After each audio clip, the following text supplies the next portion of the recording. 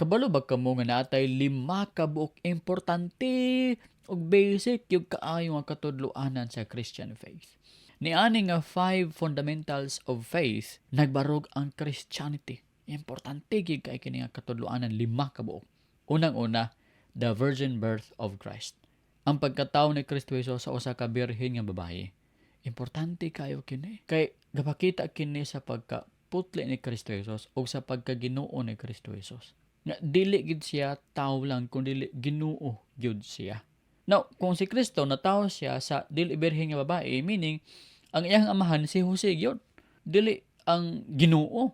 Si Jose gyud meaning tawo ra si Kristo Jesus. Mao na ang implication ana mga igsoon, importante gid kayo. Kay kung si Jesus natawo siya sa usa ka babae nga dili birhen, dako possibility mga igsoon nga naa siya human father. Dili gid kay ang Holy Spirit mo ga-govern, ga-hover sa womb ni Mary. Kung dili naing lang lalaki ang naghatag og binhi sa tiyan ni Mary. Mao nay importante gid kaayo nga teaching ha.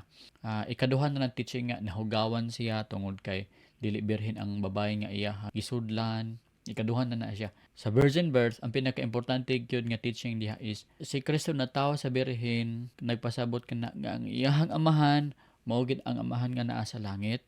Dili si Jose. Si Jose papapapa lang, matawag ni mag stepfather, pero dili gid niya real father.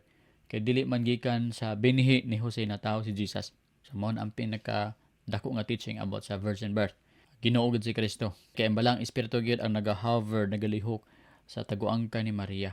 Ug dayon naanak si Kristo Jesus. Na ikaduhan na nga teaching nga si Maria putli ug si Kristo putli man pud kay natawo siya sa birhen sa baying ulay. So mo na mga igsoon ha. Ang pinakauna gyud is si Kristo Dios, kay ang iyang amahan dili si Jose kundi ang Ginoo.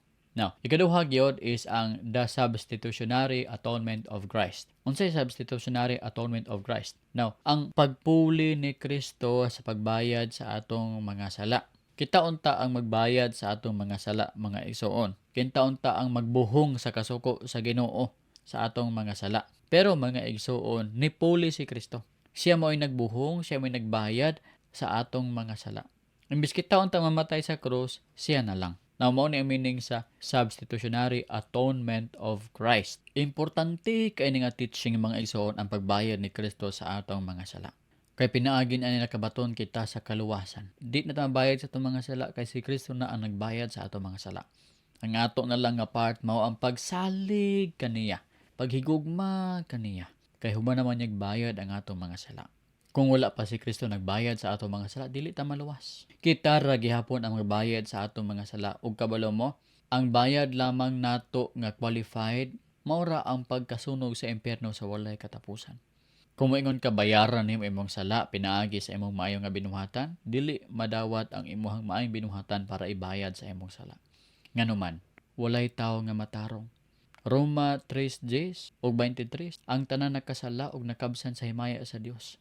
Roma 3:10, walay matarong, wala bisag usa. So kung ibayad nimo imong pagkabuutan kunuhay sa mata sa Ginoo, dili siya qualified, nganuman dili man kita buutan. Ikaduha, ang atong glory is come short. Nakabsan kita sa himaya sa Dios. Ang pagka-perfect sa Ginoo di ani, kita diri lamang atong pagka-perfect. Kinakasala man kita. So, kung ibayad ta atong pagka-perfect sa atong mga sala, dili makabayad kay lacking, short. Ngan pagani sa Isaiah 64 verse 6, kita nahisama sa bulingon nga butang ug ang tanantang pagkamatarong sama sa hugaw nga pahiran. Akong basahon na, sama kami sa tawong hugaw ug ang among matarong nga buhat sama lamang sa hugawng pahiran.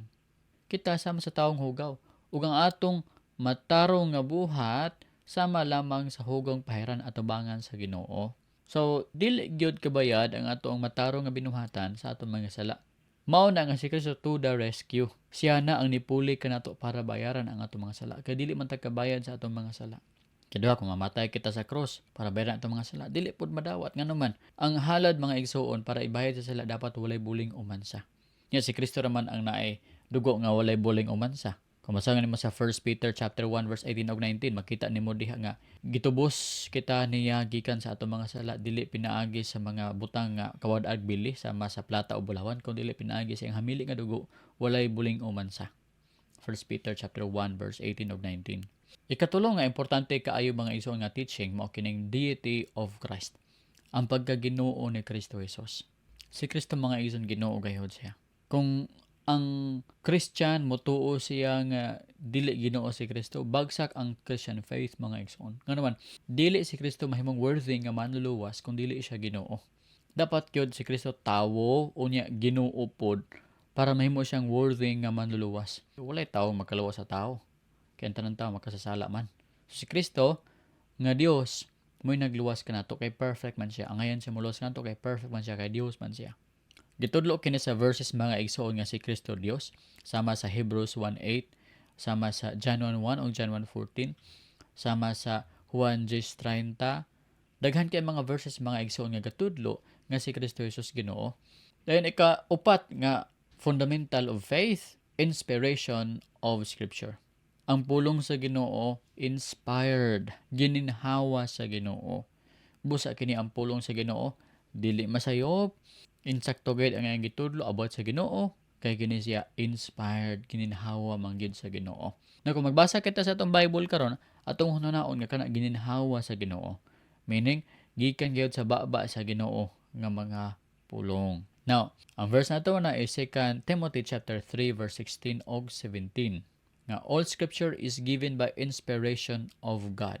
Ikalima mga igsoon is the bodily resurrection and second coming of Christ. Ang pagkabanhaw ni Kristo Jesus bodily, unya ang pagbalik ni Kristo Jesus sa kalibutan mao ning ikalima. Na importante kining bodily resurrection of Christ. Kay kung si Kristo wala na banhaw, then kita usab nga sumusunod kaniya dili mabanhaw. Mao na ginaingon mga igsoon ni Pablo sa 1 Corinthians chapter 15 nga kawang lamang atong pagtuo ug atong pagwali kung ato ang paglaom naa lamang aning kinabuhi. Pero atong paglaom wala lang ni aning kinabuhi kundi ang atong paglaom naa sa pagkabanhaw ni Kristo Jesus sa ikaduhang kinabuhi. Now, kung si Kristo wala na banhaw, then dili pud ta mabanhaw. Pero kay si Kristo nabanhaw man gayod, nang mabanhaw kita usab nga nagtuo kanaya. Siya ang first fruit, kita ang mga second fruits. Busa gani si Kristo nagpuyo diri sa kalibutan 40 days aron i-prove gini mga igsoon nga naagid siya ay body. Kipahikap si Tomas sa iyaha, pak sa kamot sa kilid pak. Uy, naay ulat, my Lord and my God. Mo ingon ni Tomas. Nabanhaw gayud si Kristo Jesus. Dayon si Kristo mabalik man usab mga igsoon. So malabot nga panahon. Ug ang tanan makakita kanaya. Ug ang hilak labi na mga tawo nga nagduslat kanaya. Now mao kani ang 5 fundamental truths sa Christianity. Unang-una, the virgin birth of Christ. Si Kristo gyud usa jud siya ka Dios, kinatawo siya sa usa ka babaeng ulay. Wala siya papa nga lalaki kundi ang papa ang amahan. Natawo po siya nga putli, kinatawo siya sa babae nga ulay. Dayon ikaduha, the substitutionary atonement of Christ.